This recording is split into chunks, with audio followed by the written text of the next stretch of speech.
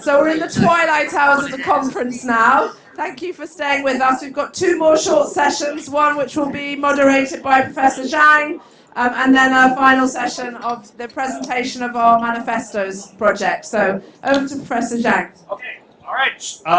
I know that we are standing between you and lunch, so we'll do our best. I think that we've heard a lot about how artificial intelligence is really changing the world, but one thing that we do know for sure that this is really a big challenge. We do not believe any single institution can really have all the answers to the questions that we're actually discussing at this moment, and that was precisely the reason why we wanted to have a alliance of higher education institutions to get together to really discuss, to really talk about the success and failures, to talk about the things that we tried that did work and the things that really did not work, and also to really sort of like huddle together to feel that we're not alone in really tackling all the challenges. So that's why we have this alliance called DI Idea. So what I'm going to be doing here right now is I'm going to bring in 3 different individuals. First, actually, Mr. Guanghua, who's actually going to talk to us a little bit about the alliance, the things that we're trying to achieve, and also to introduce a competition for students in terms of how they can use artificial intelligence or the instruments or the tools to solve the important questions. After all, the world belongs to them, not to us. Okay, and then next we'll have our next speaker, Linfeng, who's going to be talking about the upcoming competition for this year. And then we'll have Patrick from Camtree to tell us about the idea and also the infrastructure that we're building for the alliance. Okay, so over to you, Mr. Guanghua, please. Thank you. Thank you. Thank you, Professor Zhang Ying. I extend my heartfelt gratitude to LSE and Claire for this successful conference. And I make a very brief. Thank you, and Eden Center colleagues. I have a very brief introduction of global digital intelligence education innovation competition. So here is.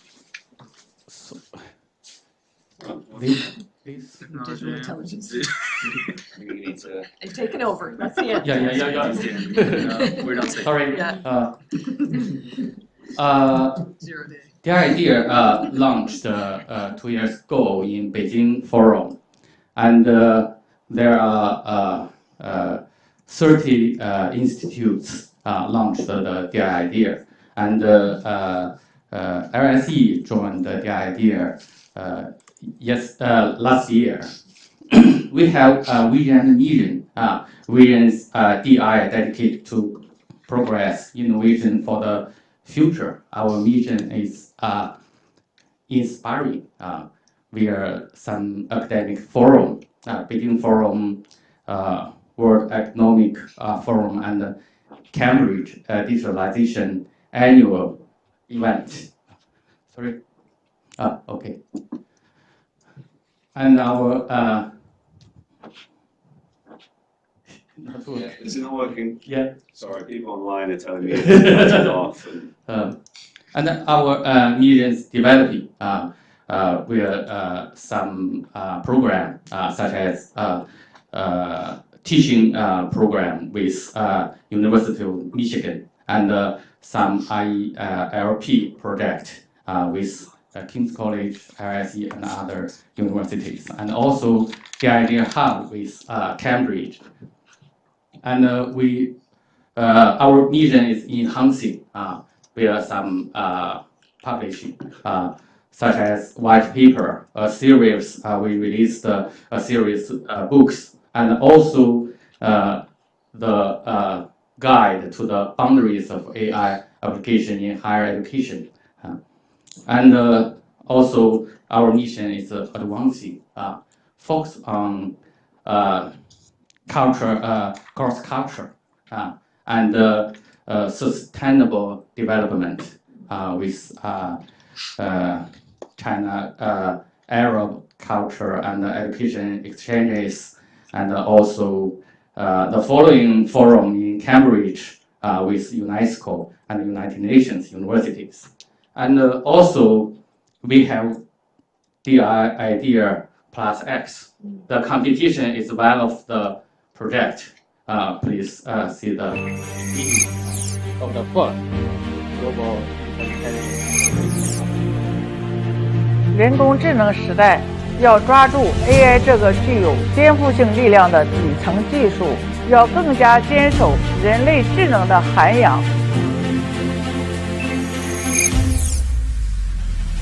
大学应立足全球视野，坚守人才培养、科学研究的核心职能，积极拥抱时代之变。这次比赛就让我把方法和实际应用结合起来，这是一个很宝贵的锻炼。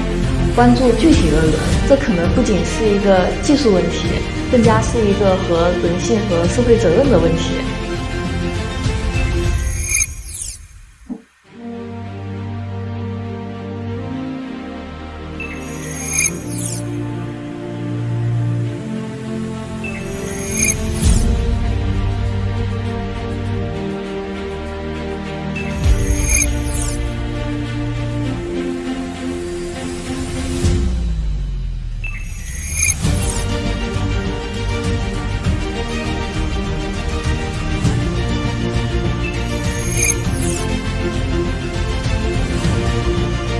AI4S 科研新范式，也许将为科学研究带来一个不求甚解但快速发展的全新未来。这样的未来等待着我们共同去探索。The first competition have 6 highlights, such as over 1,000 participants and 144 projects, and 42 projects receive awards. And the steering committee of definition of Chinese Academy provides academic guidance and training, and the technology companies provide topics and share data for process technology guidance, technical mentorship, and so on.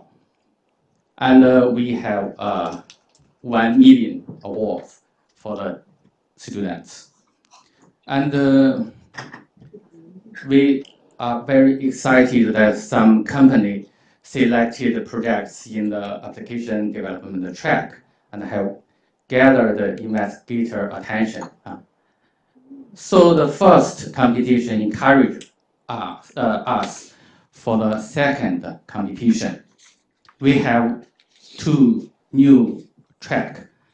One is AI for Science and the other is AI for Education. We launched today, and will award ceremony will held in November in Beijing Forum. And you are very welcome to Beijing Forum this November. And more information, please visit the website. And now welcome Linfeng, introduce AI for Science track.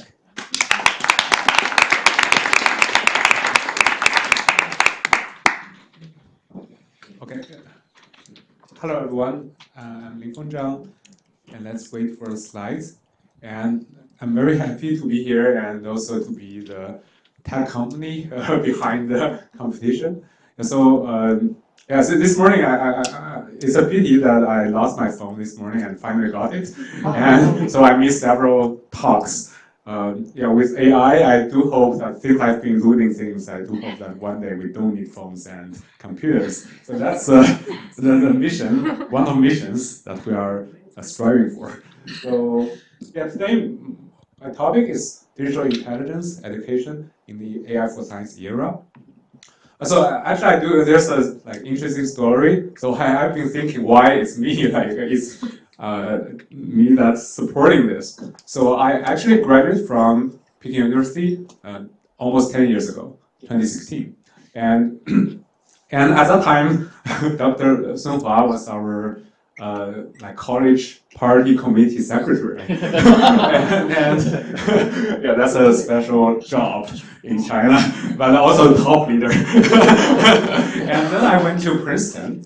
I do have a very interdisciplinary background. I learned math, physics, and also computer science during college, and then went to applied math at Princeton. And also, it was that time that I met Professor Wei Yi and Roberto Carr integrating AI in many scientific applications. That was why I came into the field. And also, that was very early stage of AI. And when I graduated, 2020, I do feel that there's a large number of opportunities, and I got a job offer from Peking University, but later on, I feel I was so willing to go back to Peking University, but I decided not, but started this company, DP Technology. So why? So I do think it's the why that gives this story. So I think since then it has been like another 5 years. Last year we have seen the breakthroughs in AI integrated solutions for scientific problems and also the Nobel Prizes, and everyone have known this.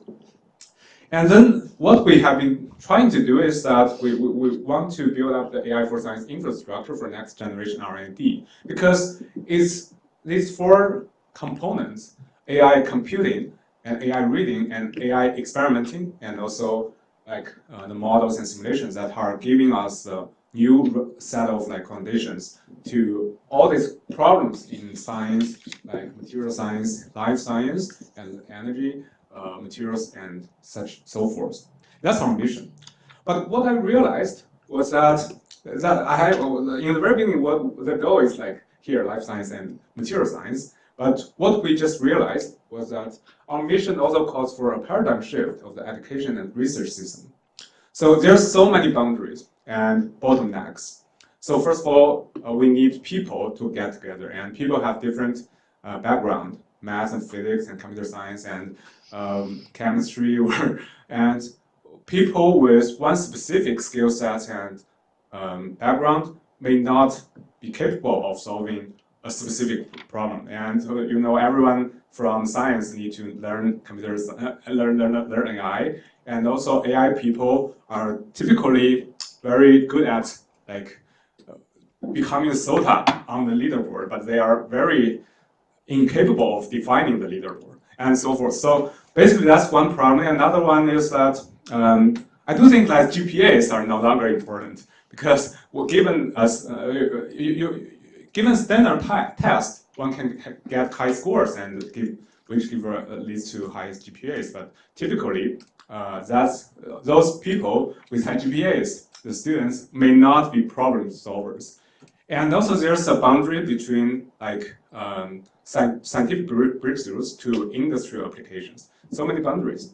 And then it's only like a solution to addressing these bottleneck problems that we can just arrive at a like brighter future of like integrating AI for scientific problems and industrial applications. So then actually later and later, in the very beginning, I just developed very internal teaching system, and then internal training system, and internal competition platform, and everything internal, and also solving infrastructure problems. And finally, this gave rise to a new solution, not only for the internal team build-up purpose, but the whole education and research system, and that's the boring.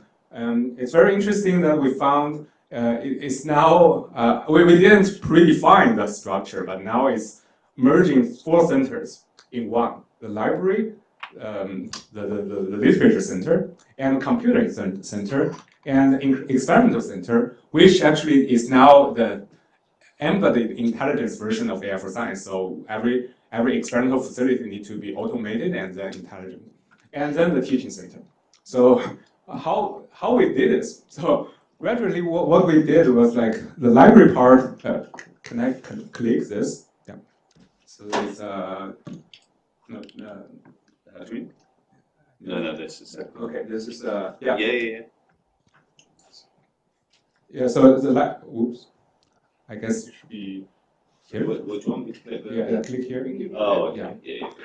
Yeah, so library part is like you can search all the literature using AI, and then teaching, and also there are like different directions, and we use AI to read all these papers and those scholars, and also the notebooks are practices. Yeah, just like collab, but you can define your own image and also build up agents on this, and also courses and applications. Applications are like the solutions to deploy it as a product, as a MVP product, and also data science and computing. And that's 4 centers in one platform. And given this, and then we are bringing AI for Science to universities, and I think there are like a lot of like universities in the digital intelligence, this DIS alliance, and also the younger generation. And what was interesting was there were 2 stories. One is like we built up this competition platform, and then which actually the first set of people benefited from this is ourselves, because we hire people in this way, and we just launched a lot of competitions, and for example like feeding so going from molecular spectrum to as a reverse problem to define what the molecule is and such, and also we do accumulated several talents in this way, and also we deliver courses if they want to learn the background knowledge, and so then the whole system become a very integrated one. And then we're bringing AI for Science to the community and practicing through competition. So there are like many competitions and more participants. And finally, last year, I think I do appreciate the opportunity to be back to Peking University and then design and also like launch the first set of competitions, the first round.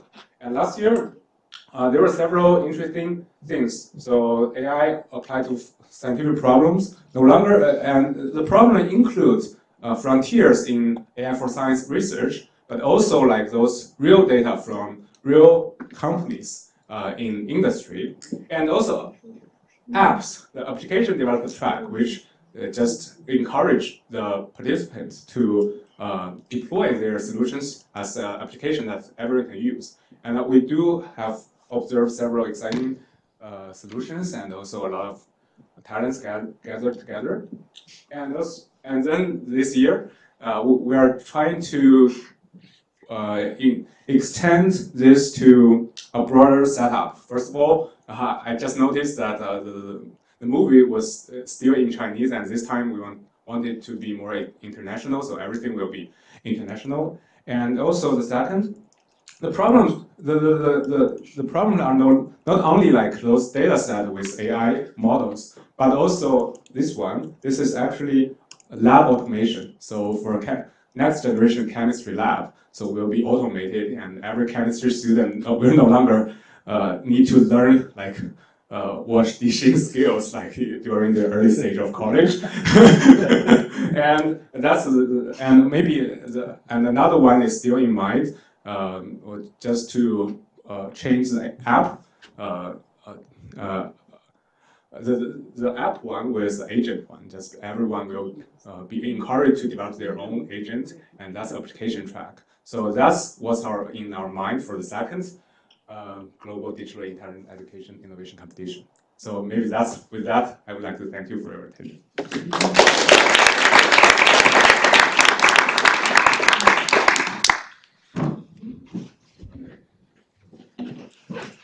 Fantastic. Okay, thank you very much. So I'm Patrick Carmichael. I'm the Managing Director of Camtree, which is the Cambridge Teacher Research Exchange, which is a relatively new project. We're based at Hughes Hall in Cambridge. And we are a partner with DI Idea. Let's talk about Camtree, DI Idea Hub, and then also about the AI for Education competition. And you'll see how it all fits together, hopefully. Right. Okay, so so the premise. Thank you. The basic premise behind Camtree the Teacher Research Exchange, is that we know that one of the most effective models of teacher professional development and educational innovation is involving teachers into systematic inquiry into their own practice. And that leads to a whole range of things from individual learning outcomes, improved professional identity, but also system change and change educational cultures as well.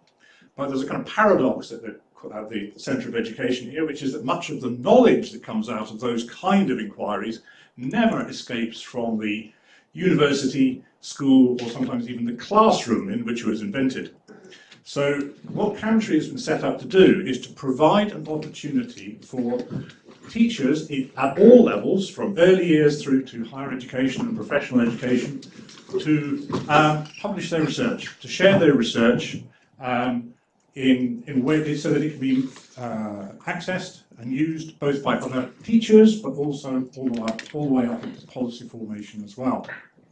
Our sort of mission, the one-sentence mission statement, is that we promote, support, and publish the outcomes of teacher inquiry. So we also have a variety of, sort of professional development processes. We work with providers of professional development around the world to help them orientate their PD programs towards publication and sharing.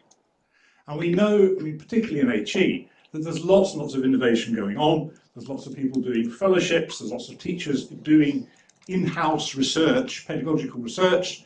There's lots of little journals of pedagogical practice around the place, but they are not part of a kind of systematic educational sort of ecosystem. There isn't a really strong ecosystem. It's a field which is probably, at the moment, very poorly served in terms of all of the benefits you get from kind of open knowledge, open science approaches that have been used to transform other disciplines. Very little applied in the field of teacher education. There's probably a few areas which would benefit more, but at the moment are less far along the line. And I think if you've worked in HE particularly, you will know the problems where we have. A lot of teacher research is project funded, it's time limited, it's associated with individuals or particular initiatives. As I say, one of the jobs we spend a lot of time doing is rescuing little journals of pedagogical practice where the money has run out, or the person who used to edit it has left. And there's now a lovely collection of sort of PDFs which are about to be swept up and tidied off the back of the website. So we not only run our own projects, but we also work with other partners who have lots of good stuff. One of the areas that has rapidly emerged as being really, really important because of the sort of time scale we're on, is that while there are lots and lots of visions and plans and scenarios and forecasts of how AI is going to change HE, this kind of thing seems to float around a lot. There's a lot of visions, aren't there? A lot of visions. This one I actually asked, this was actually GPT-4. I asked it for the HE classroom of the future. There's a lot of that. There's a lot of that going on. But they do still all seem to be sitting behind desks. And there's a man at the front talking at them. So, right, okay, so we can do better than this. The issue is, and it's been really interesting today, talking about some of the power dynamics and the inequalities in the discourses around AI. One of the voices that remains underrepresented is that of teachers. Now we heard, there were good examples today of university-based projects which are published and where people are actually now, sharing their work and getting published in academic journals. But, they're the exception. So what we're interested in is trying to collect living examples of how teachers are working with these emergent technologies right now in real classrooms to sort of complement the big studies, the academic research. So this has become a really important sort of central focus for us at the moment. AI in classrooms, all the way from primary school to university, has become one of the main areas that teachers are carrying out inquiry, but it's not being systematically shared, and it's not having a real impact on the policy discourse.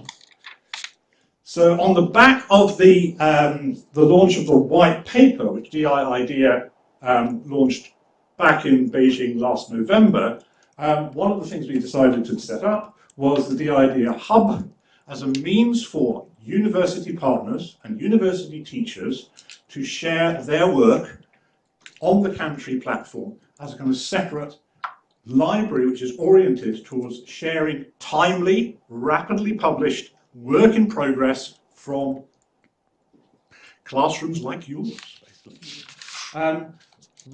It's an open access platform. We see teachers' digital intelligence as a global public good. It's not something that should be firewalled or paywalled. And one of the most interesting and I think exciting things we're going to do to try and build that hub, as well as clearly inviting DI IDEA partners to share their materials, is alongside the AI for Science competition is an AI for Education competition. What we want to do is to capture and publish and celebrate the innovations and inquiries that teachers are carrying out in their classrooms in universities and other college settings. We are interested both in all three, or whatever we're going to do. Innovations, systematic inquiry, but also impact on learning outcomes. There's lots of demonstration projects out there, and as well as the visions. There's lots of very nice things which people have built, but what we need to know is what have people done when those are then deployed in authentic learning settings, whether it's laboratories, classrooms, online environments. We're launching this to run parallel with the AI4S competition, and I've just realized, of course, if you're really super ambitious, you can build something, deploy it in Boreum, and then try it with your students and enter both competitions. What our aim is, and this is the first year we try this, hopefully this is something that we're going to build on. We want to build an open access body of public knowledge, publicly accessible knowledge about digital intelligence and what it actually looks like in authentic classroom settings. So please, publicize this, encourage, think about the stuff you've already got and the stuff which needs a route to publication to make an impact in the places where you work and with the students that you teach. Thank you.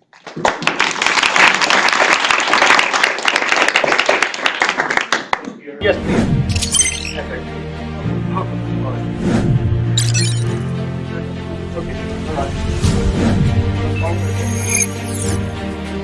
Still with 30 seconds.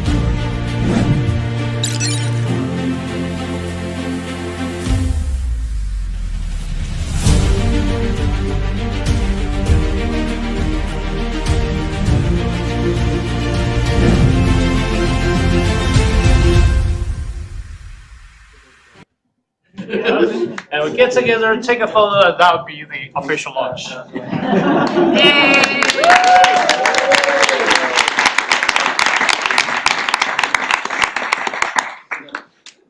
All right, thank you.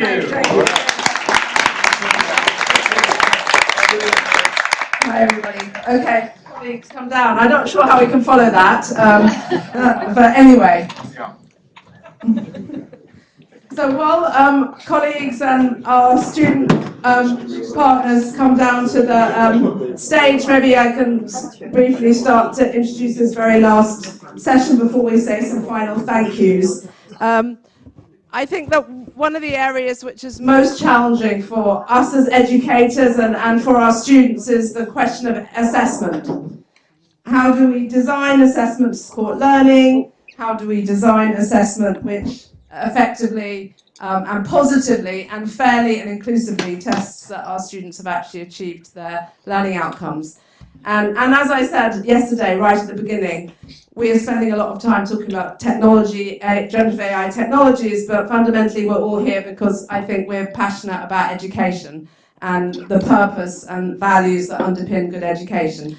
So I'm really delighted to be part of this panel presenting two incredibly projects that I'm really proud of that LSE was involved in last year and the year before. One, a collaboration with our partners across the road at King's College London, between academics here at LSE and King's College, and Martin's going to present that work, and then a collaboration with members of our Students' Union, which has been fantastic this year, looking at assessment in the age of AI. And both projects have led to manifestos, which are actually quite bright and shiny. I hope you've had a chance to have a look at them with your other conference materials.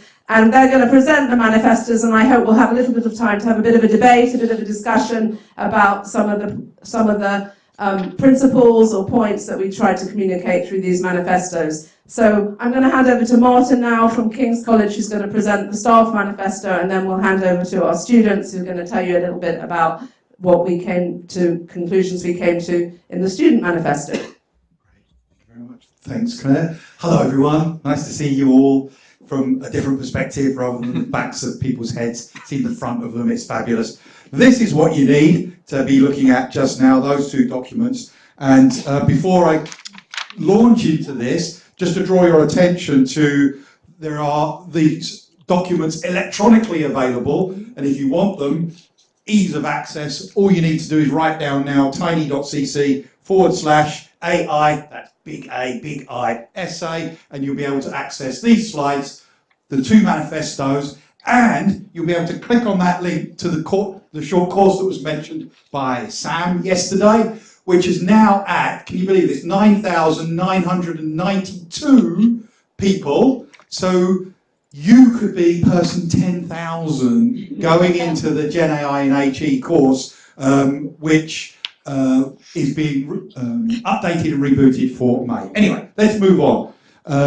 Where are we? That's not working. Can you just advance the slide? Yeah, that's okay. Okay, great. So I've got two memes for you today. The first one is this one, and I even heard a colleague say this today: is the essay dead? Is it something that we have to stop doing?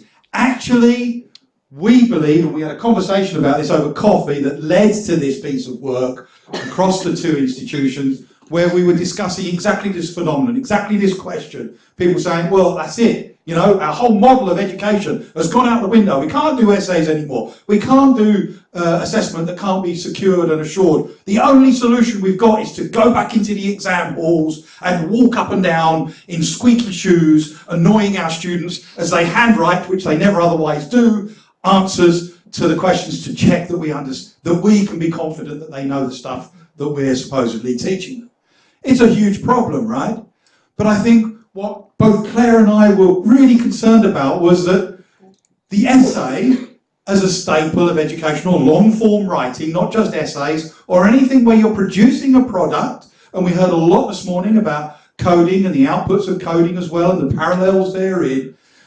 What we really wanted to identify in this was, where does the essay sit, not just in terms of verification of knowledge, but in terms of the learning journey and the learning process. You know, my background is history, and historians will tell you that the construction of an argument in a piece of writing for an essay is fundamental to becoming a historian, or the construction of an argument, the synthesis of sources, the identification of threads and weaving things through. All of these things in different disciplines perform a different function in the nature of the education.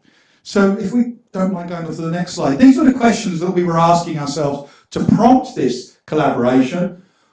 We need to know what it is that we want our students to know. Yeah, we're good at knowledge construction, good at knowledge testing. We heard a challenge yesterday that, you know, foundational knowledge, maybe we're doing a bit too much of that from our colleague at Michigan, I believe. Maybe we need to be focusing more on critical analysis, critical skills, flexibility, all of those things we heard from our colleagues yesterday about employability skills. So not just what do we want our students to know, but what kind of people do we want them to be? What do we want them to be able to do? And do conventional, traditional assessments achieve that, including the essay? If so, what's its function, what's its role, how might it change? How well do existing assessments work? How much do we need to weight towards writing? Because writing is the dominant mechanism for assessment. And maybe, perhaps, it's overweighted given the other communication skills that we should be valuing, such as speaking, listening, reading. And what role, then, does the essay play? We think it plays a role. We think it's fundamental. So I would, now, if you just go to the next slide, please, urge you to have a quick look at this. Because in here are the 10 statements that Claire and I oversaw, but also with colleagues from Richmond American University, from University of Sydney, and multiple colleagues, all on the back, from LSE and King's, produced to say, yes, the essay has a role. But in order for it to continue to have a role, we really do need to start thinking about what is it that we really want to achieve. We feel a little bit like we've lost our way in terms of assessment. I heard this morning 3 people say things about GPAs and grading and all that kind of stuff. I'm always banging on about the problems that we have because everybody's fixated on the grades that they're going to get. And if GPAs aren't doing the job that they're supposed to do, and the grades aren't giving the true measure of the individual human behind those grades, then maybe, instead of throwing our hands up in horror, we can use this manifesto to start reconsidering what it is that we value in assessment, what it is that we value particularly in long form writing, and really get to the heart of that and do better by our students and better by ourselves. So focusing on the purpose, focusing on the ways in which we can integrate new technologies and new skills into these things, thinking about articulating to our students who know exactly what they want from the basis of your manifesto, what it is that's important about a piece of writing, getting to the heart of the value of that, and all of the things that we're trying to express on here. Reflection, consideration, discussion with students, a clear articulation of the purpose of any given assessment, but particularly written, long-form assessment, but also at the same time, the kind of stuff that we've been hearing over the last 2 days, where can we maybe diversify, deviate, have different forms of assessment, diversification, authenticity, all of these kinds of things, and then perhaps finally really start thinking about ways in which the structures and the systems of assessment necessarily need to change to support all of those individual teachers, all of those individual students to better understand what it is that they're doing, why they're doing it, and how it's going to serve them progressing in their careers. Have I covered everything? That's good. Thank you. Thank you. I think that this whole conference has been very reaffirming from a student perspective, because I think that we went into this manifesto in collaboration thinking about the student perspective, not knowing exactly what staff and university and higher education were looking at completely, and it's very reaffirming to know that you are just as passionate about making the experience for students better. But we also are launching our manifesto, so this was the student perspective of how to adapt assessment in the age of AI. I'm Wajiha, I am the education officer in the SU. I actually first will give a shout out to Claire, because this collaboration, she hasn't taken any credit actually on the manifesto, but this wouldn't have been possible without the Eden Centre and the collaborative nature of wanting to learn about AI together and learn together about how students are having their lived experience in assessments. And also, for some context, for those who aren't sure, students' unions are a legal requirement for every university in the UK. They're run by students, so I was a student here and now I work in the students' union. And in my role as the education officer, I have to represent students' educational needs. And AI was a big topic this year because it's so new. It's something that the school is moving on, and we have to be involved in how they shape policy, how they're changing whether they do in-person assessments, summative assessments, coursework. And so we had to make sure that we were basically being considered, but we have been considered regardless, which has been really nice to know. And to give some context to our actual manifesto, we had students from across all different departments in LSE. So we have 26 departments, so we tried to get all of the departments represented, from qualitative to quantitative subjects. And then we also had postgraduate, undergraduate and general course students who were all involved in the workshops that we did for the manifesto. And we didn't just talk about AI, we talked about what is an assessment in the first place. What is the expectation when you come to university, you've paid so much, what do you want to get out of your degree? Is it about just memorizing something, or is it actual knowledge production, critical thinking, a lot of work around decolonization in your curriculums and thinking? Do you feel like you're getting that, and is that reflected through your assessments and how you will now use AI? We talked about what is best practice. Some departments have been way ahead in embracing AI and being really comprehensive in how they explain their AI use and also what they expect from students, whereas some departments have had a completely opposite approach and have moved back to in-person assessments because they're quite scared of the advancements in AI. I think there was an earlier talk on data science where John and Marcos talked about the different types of students, and I think that framework is really, really helpful. There are some students who are resistant and restrictive, and there are some students who are really resourceful. And if we can understand what is the best type of student in assessments, in learning, while using AI, we can facilitate that from the department side, the school side, and from the student side as well. I'm going to pass over to Asma and Zeba. Both of them are postgraduate students. Asma does law and Zeba does mathematics. They're going to talk you through the actual manifesto and what we came up with. And then hopefully I will talk you through the last point, and then we'll have some time for questions. Hey everybody, good afternoon. So we live in a time when Gen AI is transforming how we learn, think and create. But with great innovation, of course, there comes responsibility. And as students at LSE, we must ensure that AI supports our learning rather than replacing it. So our manifesto talks about 9 points. The first one is embracing critical thinking as a core value. What does it talk about is that AI is powerful, but it cannot replace our ability to think deeply, to question and to engage critically with ideas. We don't just summarize theories, we challenge them. We don't accept arguments, we analyze them. That is why our essays and assessments must prioritize original analysis, deep conceptual understanding, and personal critical reflections. The second pointer of our manifesto talks about assessments as meaningful and transformative learning experiences. What this talks about is that assessments should not feel like obstacles we have to pass. Instead, they should be opportunities for growth, to deepen our knowledge, refine our thinking, and improve our skills. To make assessments meaningful, we need, number one, constructive feedback that helps us improve. Opportunities again for dialogue with our teachers so we can better understand our strengths and our areas for development, and a focus on personal growth, not just performance. The third pointer of our manifesto talks about transparency and ethical AI collaboration. So again, AI should not be a hidden crutch. It should be as transparent and ethical as possible. This means that we're clearly stating how we've used AI in our work and not using AI as a ghostwriter. The fourth point talks about personal voice and originality. So no AI can replace the power of our views and our voices. So our experiences, perspectives, and creative thinking are what makes our academic work valuable. So AI should refine our ideas and act as an assistant for us. Our work must always contain substantial personal input. The goal is to always express our insights and learning clearly and commit to originality.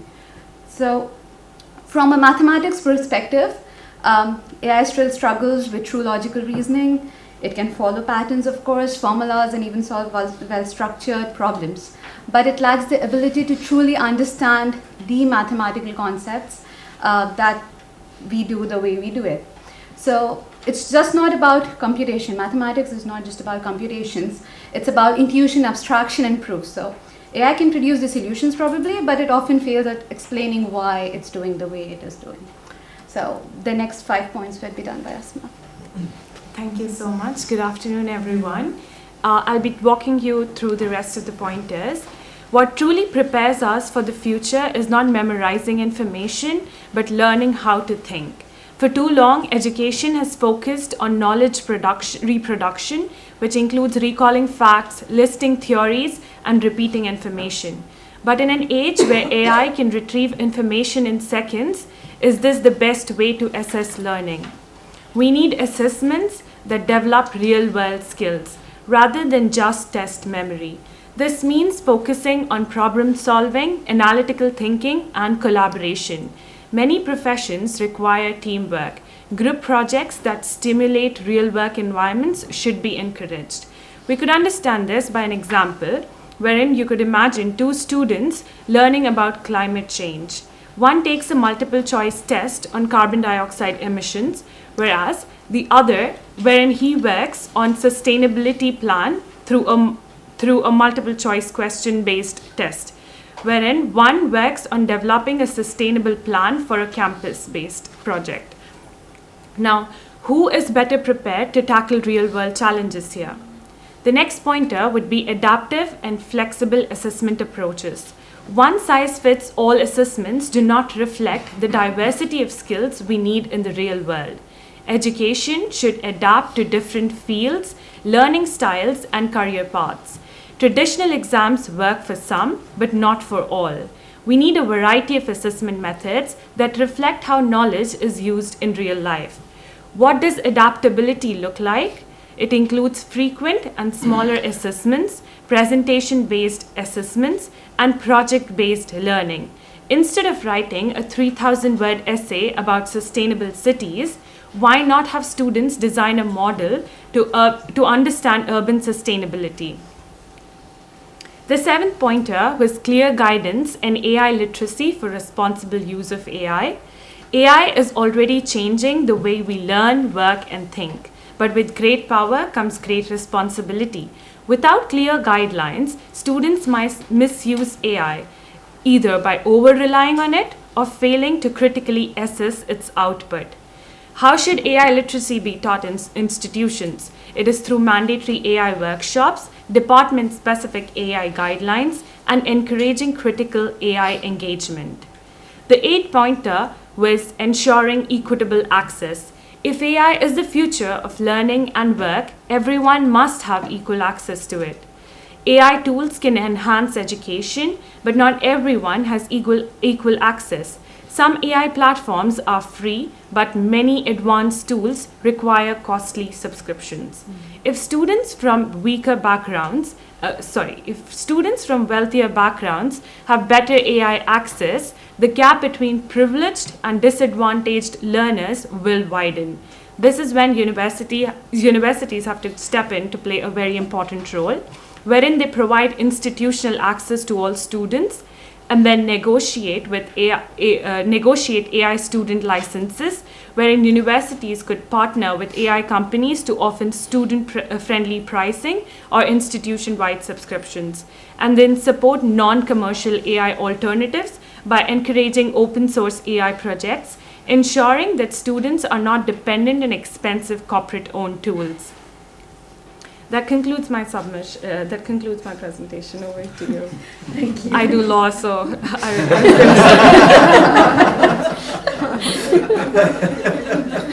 Thank you so much. And then the final part of our manifesto was student-staff co-design and partnership. So I've had the privilege of being in a lot of staff-heavy spaces. I have been in spaces where there's the AI working group, we have the AI department leads, and I've had the opportunity to speak at them and to listen to what staff perspective is.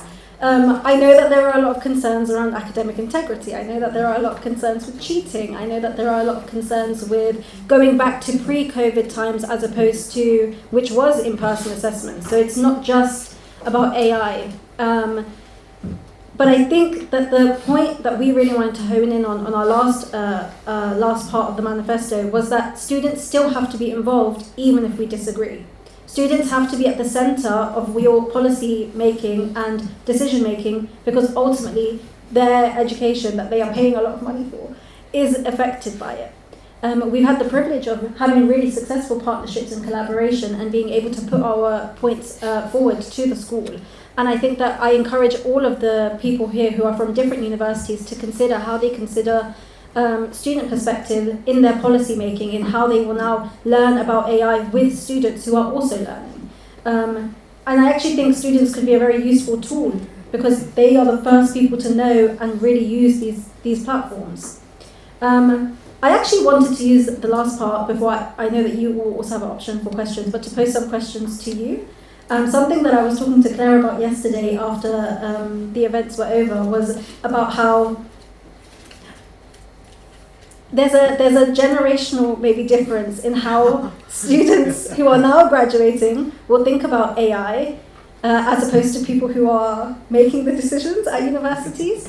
I'm not trying to call anyone old. That's not I'm trying to avoid that, but that is, yeah. I think that something that was really interesting is that our generation is primed to think about AI in terms of climate change. There's so many climate change and sustainability considerations with the increased use of AI. And so universities that have sustainability goals, how are you matching that up with either embracing the use of AI or the policies that you have? If you're providing Microsoft Copilot, are you thinking about the sustainability initiatives behind that?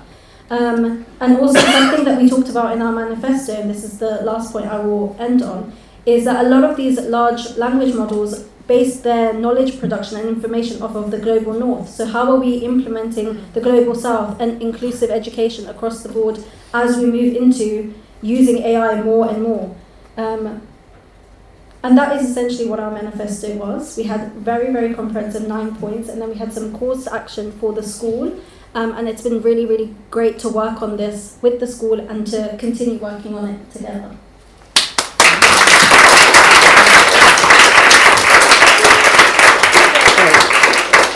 Thank you. That was fantastic and very full of energy for our last session today. So we've got about 10 minutes for some questions. Wajiha and colleagues have posed some questions to the audience. You may have some questions for Martin and Wajiha, Asma and Zeba. Who would like to ask the question first?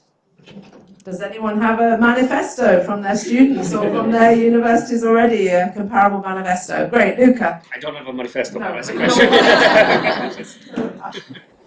I can speak up. No, we're people online who can hear you better. So please introduce yourself, Luca.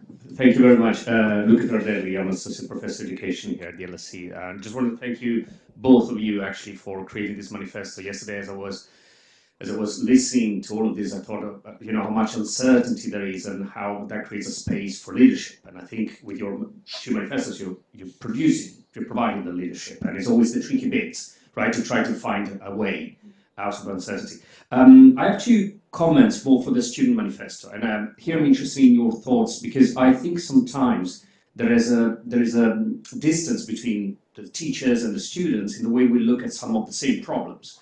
And I just would like to say that oftentimes the teacher sides and the convener sides focus on integrity, academic integrity, or even how you use AI, as not just in terms of regulations and punishment, marking, it's not that. There is a concern that anything that affects integrity affects the quality of your degrees, not our degrees. We have them. We have them. We're done. We're old. Yes, we can say it. Actually, I don't mind. I embrace it. What worries more in terms of the learning, and I tell you what is not just mine, but a lot of my colleagues' concern, is when you say things such as in the manifesto as we're going to use AI as an assistant, as a research assistant, and AI can help us retrieve knowledge. We do the higher-end critical thinking. My problem with that is that a lot of the high-end critical thinking can be developed only if you do the basic level skills of retrieving, working, repeating, memorizing, rememorizing, changing again. And I'm not sure you can achieve the higher end without the kind of dirty, boring work. That's my worry. So I think we need a conversation on that, because I think otherwise the problem is for you. I'm connected here to a presentation before by a colleague, I think it was Alison Power, about, this problem it will be seen only later on in your lives, not in my life. I mean, maybe I'm too old already for that, right? So, and that's the conversation I think we should be having. And I just want to see if you have any thoughts about that. So, but thank you very much.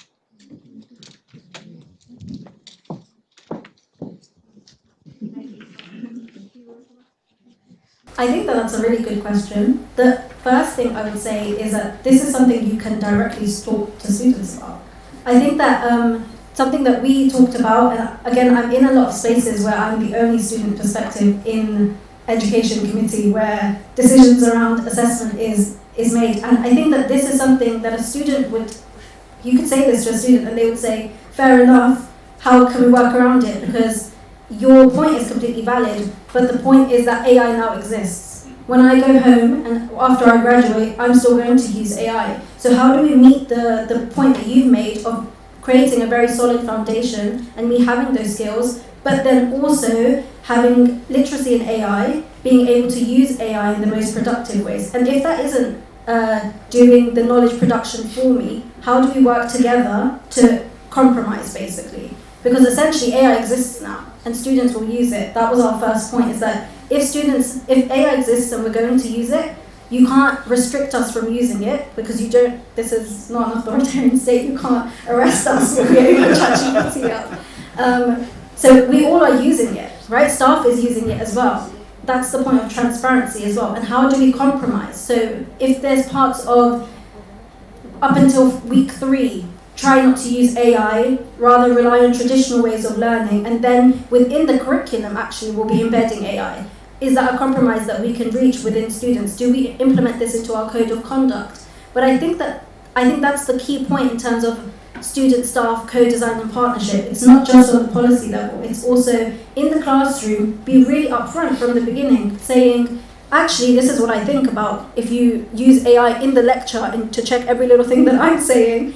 Instead, focus on what I'm saying. If you have questions, ask me. Let's first do the office hour and traditional learning. Do your readings yourself. But then maybe, because I know that AI is a really useful tool, this is how you should use it. This is the best way to use it. This is the time you should be using it, rather than relying on it from the get-go. Because I think this is the point Asma made as well, of then students do over-rely on it, aren't able to critically analyze what AI is saying, whether it's right or wrong. And so yeah, I think that honestly just be really upfront with students. Don't be scared of what, some students might say crazy things, but it's okay. Like most of them are rational, reasonable people who want to work with you as well, and who care a lot about the degree that they're earning. If I could just add to it, there's like a tool which is known as Grammarly, which like assesses how much AI you have used in a particular submission. I think using such platforms to like limit your use of AI would also like add to it.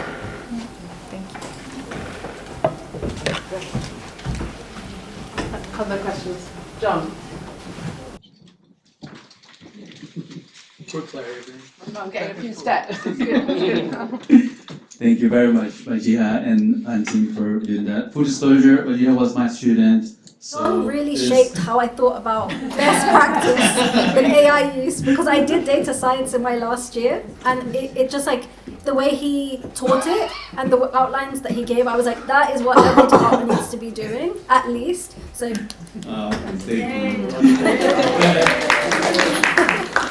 I was going to make a point about that, and that one thing that I found very positive, and I see what you're making this point in the committees and things we participate, is for us educators, I found a lot of value in sharing how I use AI for my own stuff. So I share with my students, I have a page on our Moodle, our LMS system saying, I use AI for marking in this particular way. I read the stuff first, and then I pass it through Cloud or whatever. So whatever it is that you do or you don't do, sharing that opens up a lot, indeed, like it opens those conversations that perhaps you were talking about, referring about. Lingering on Lucas' point, I wanted to make a question about, so I guess kind of what the conversation was here is, sometimes us as conveners and educators, we see something, we see a place where we want our students to get to, and our students don't quite see it yet, right? So something's the threshold in the literature. And sometimes I don't know if this approach of saying, can we negotiate a way to use AI actually solves that. I'm not super convinced yet. And the reason is that it's not about whether you use AI or not, but by the use of whatever ways you find, you might not engage with that very critical thing that I need you to struggle a little bit to get to. I'm trying to clarify, maybe saying the same thing. Do you think that offers a different perspective? Do you think how do we make that clearer to our students why we're introducing certain pedagogies and certain techniques with or without AI? Doesn't matter. Yeah. I don't know if I can use this instead. Okay. That's a really interesting question. I think, again, maybe from the student side, I don't consider that. So it's good to have this conversation, to know that that is something that you want us to do. You want us to struggle rather than just open up the laptop and ask. And so I think I would have the same answer in the sense, be upfront with students and say that. But I would also say, my question would be, do you think that then, would you want them not to use AI, for example, for a certain amount of time? Or would you want them to only use it in a specific way? Like, what is the expectation you have of them?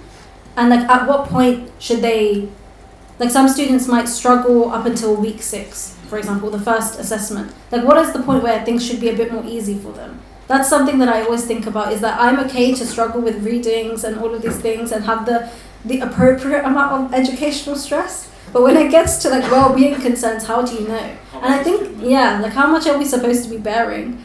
And I think this is actually like a broader issue. And I think that you talked about this, about like the implicit things that have been raised around assessments in education because of AI. These problems already existed before. So it's almost brought them to light in a good way so that we can do educational reform from the bottom up. And so something at LSE, for example, is like how much course load, how much readings, how much assessment should a student have?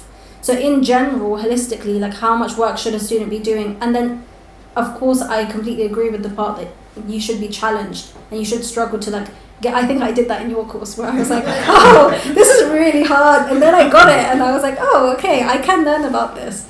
And I think that you did that in a really successful way, but I think that I didn't actually use AI until the first assessment. So maybe that's a way that you have to like test it out to see at what point should students be struggling and be challenged, but at what point does it become like a burden and so stressful that they check out of your course. And maybe that is just like open communication. Something else that we're talking about in different spaces is like checkpoints throughout the year, because I think a lot of the time there's check-ins at the beginning of the year and then at the end. So do we do pulse surveys in between to see like, okay, are you able to show that you understand a certain thing at the first formative assessment, at the first summative assessment? Are you progressing onwards? But I also understand that that's difficult to do because you have so many students and usually one professor who's managing all of this. So maybe it's just something collaborative again that we have to work on together. I think we've got time for one final question or reflection. Does anyone? Or is it Casey? Please do introduce yourself as well. Thanks, Casey. Hello, thank you. I'm Casey. I'm faculty in the School of Public Policy. I really like one element of what you said about assessments, which was this desire for more frequent, smaller scale assessments. I think that fits in this manifesto. I'll tell you about another manifesto I get as faculty, which is faculty reduce your number of assessments. And in my own course, which is a year long, I have 4 assessments. And candidly, I had to fight to have 4. There's really a movement to scale that down. And of course, if we're limited to 2 assessments, kind of the cap on how big of a percentage they are is high there. So I guess I'm just curious, if you were in my situation and trying to have that argument with the department, how would you think about pitching this movement for more assessments? Because I think there is this internal tension, and frankly, some of the feedback we get from students is they feel overwhelmed by assessments, and that's kind of part of what you had just said. We want mental health and well-being, and how much is too much of a burden. So how should I, as a faculty, think about balancing that? So they're overwhelmed because of the extensive nature of the assessment. They wouldn't be overwhelmed if it was like a smaller assessment, I feel. Yeah, I agree with that. I haven't seen that data. That's just kind of the feedback I get is students are saying they're overwhelmed. My sense is it's what you're saying. They're overwhelmed by here's a thing that's 70%, but I'm not sure. I don't know. I think it's, as a student, I get overwhelmed with the amount of assessments I have because of how extensive they are. If the intensity and the expectation from the assessment is reduced, I think that would, add to a less amount of stress. But additionally, in order to increase assessments, I feel like, because I do financial law, I think, a first assessment could be coming up with a diagrammatic figure of how financial regulators work or how it actually does, instead of writing what they do and stuff like that. I think that would enhance one's understanding of a particular concept. But also having projects wherein 5 people work together for a presentation or for a submission, I think that would also enhance. So that would be my suggestion, to work in groups, have diagrammatic representations. Thank you. And just one last thing I would add. I remember when I started my role, I asked the head of ARD, like the academic registrar, like can we just cut assessments by like 50%? Because initially that's what I thought the problem was, that there's just too many assessments. And he told me that at LSE they tried to do that, and what ended up happening is that they asked academics to give a variety of assessments, and then the assessment load just like doubled.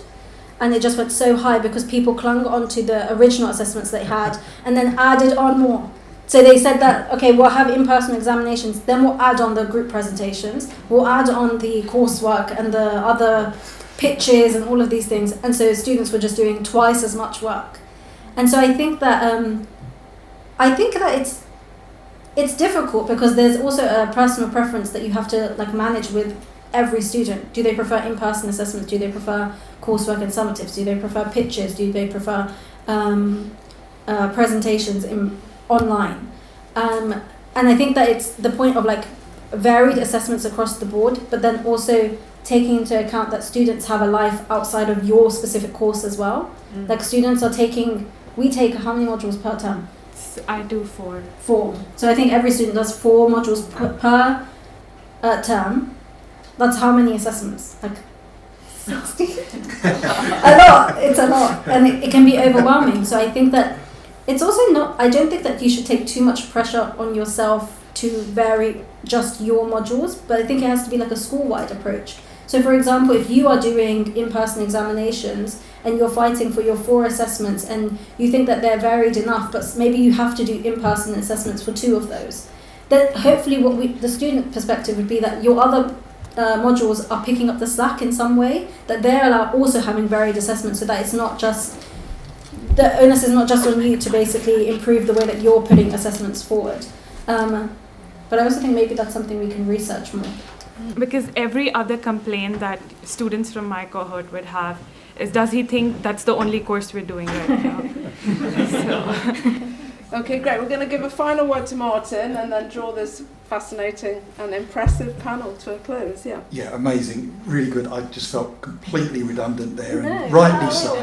I think what you said, your final point there about considering the programme as a whole level, as you experience it as students, is something that's very easy for us to forget as academics. I've got my module on my course as it is here at LSE. I've got my course, this is what I teach, this is how I assess. We're not seeing what's going on the rest of your programme as you're experiencing it. So I think that's absolutely fundamental.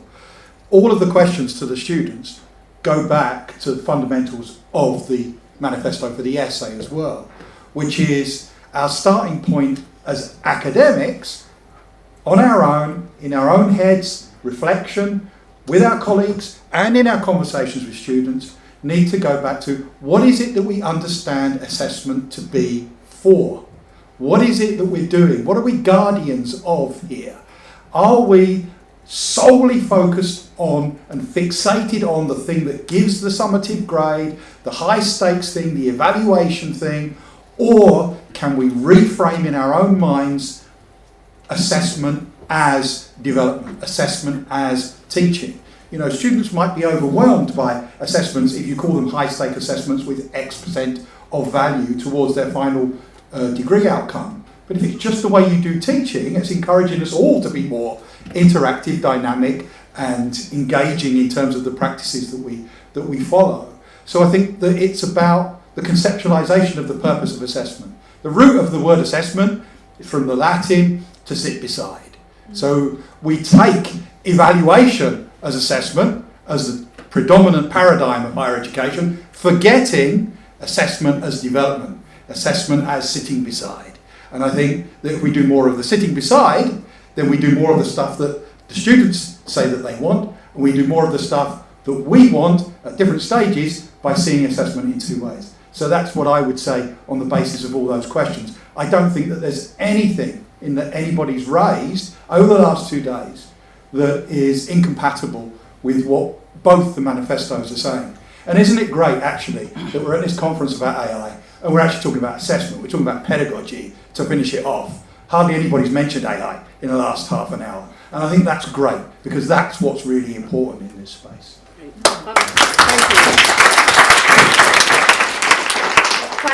Thank you, Wajiha. Thank you, Asma. Thank you, Zeba, and thank you, Martin. Great final session. So we are going to finish at 2. So I'm going to say, I've got 4 things to say, and then I'm going to hand over to Professor Sun for anything final he'd like to say. So first of all, a big thank you to everybody who's come here for the last 2 days. I know everybody's schedules are incredibly busy. It's hard to carve out 2 days of time to engage in a conference such as this. I hope you've found these 2 days to have been enriching and thought-provoking. I'm not going to attempt to summarise certain really key points that are made, because I think we all need some time to process, let it settle, work out what we really think about some of the questions we've been debating. I want to thank our colleagues from PKU, without whom this would not have been possible, from the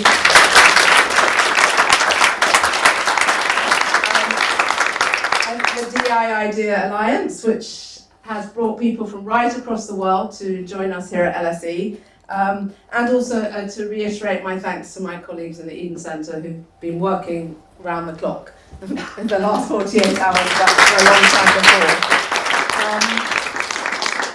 I think the only way to cut through the overwhelm that the current sort of rapid emergence, development and changes of generative AI is to collaborate at different levels, collaborate through projects such as these with our students, collaborate across the street with people at King's, but further afield across the world.